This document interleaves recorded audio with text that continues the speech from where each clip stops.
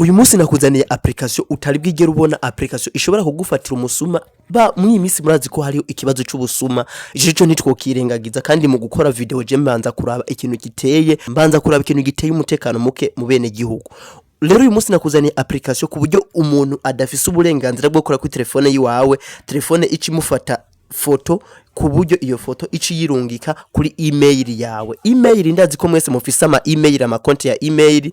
Rero uyu munsi tujane 5 kuri 5 ndakwereke iyo application. Murazi yuko nabemereye ko nzobazana icigwa cy'ukungene ushobora guhakinga WhatsApp y'umuntu, ariko narindiriye abantu bandika muri commentaire titwereke ukungene wo bikora. Nzobibereka mu buryo buri professionnel ku buryo ushobora guhakinga WhatsApp y'umuntu utiriwe urakora kuri telefone yiwe. Guys, tujane 5 kuri 5 ndakwereke iyi application y'uyu munsi y'ukungene umuntu yakwivye telefone agikora kuri telefone yawe, telefone imufotora ikakuzanira ifoto. Twagiye rero muri Play Store, wewe uraza muri Play Store yawe ukandika Crook.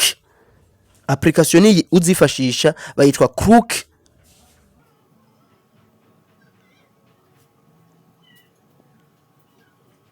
Bayitwa Crook Catcher.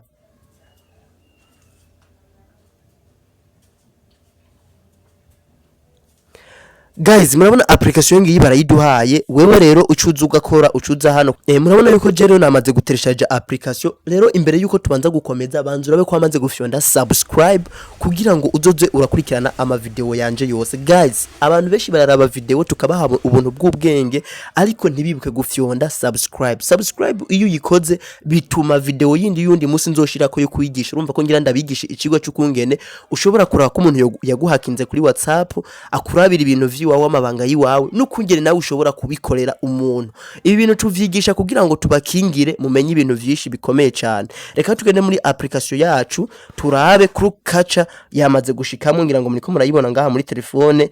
Uza gusanga ifise logo imeze nkuko. Guys, turaza tukayinjiramwo. Tuyinjiyemo turayisettinga.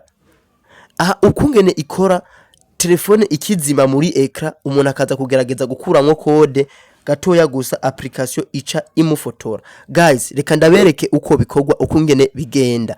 Ngiranzi ndi telefone muri ekra ku buryo nkikoramwo uko gusa, nkihenda code gusa, telefone iraca imufotora. Reka tujane 5 kuri 5.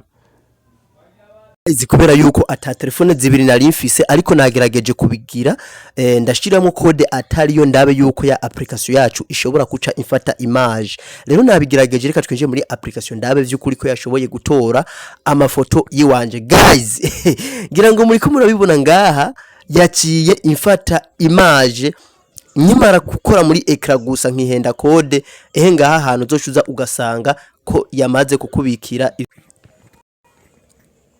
Wewe hano dushuze ukaraba wewe muri application yiwawe ngaha. Ngaha wowe uzoshuza urabe nkuraka.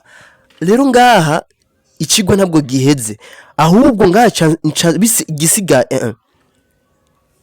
Wowe uraza ukacuraba ngaha, muriko murahabona ngaha, uraza akaba ariho ucuraba. Rero murabona ko application igiye kuziradufasha gufata ama telefone yacu. Ubu umuntu akiyenda gatwa telefone yawe, telefone izocita imuraburiza imufate ikuzanire image. Rero party ya kabiri ngiye kuyibakorera, ndabereke ukungene izo foto mubona ngaha, izo foto ici zitwara muri email. Kuko urazi yuko iyo wibwe telefone urashaka gufata ya email yare muri ya telefone biyivye ukayishira mu yindi telefone nyine hayo bari y'umuntu mubana wo muhiri wanyu. Rero wa muntu yakoze muri ya telefone yiwawe yayitwaye ukaca umubona amafoto. Rero party ya kabiri, umuntu atafyonze subscribe ntazoshobora kuyibona, kuko urazi yuko iyo wafyonze subscribe ucubona notification nka kujya kwa WhatsApp. Fyonda subscribe turabe party ya kabiri ejo igizi saha nyene shiriye ko iyi video iyindi zo yamaze gushikako ndangize icigwa cy'uyu munsi. Ciao ciao guys.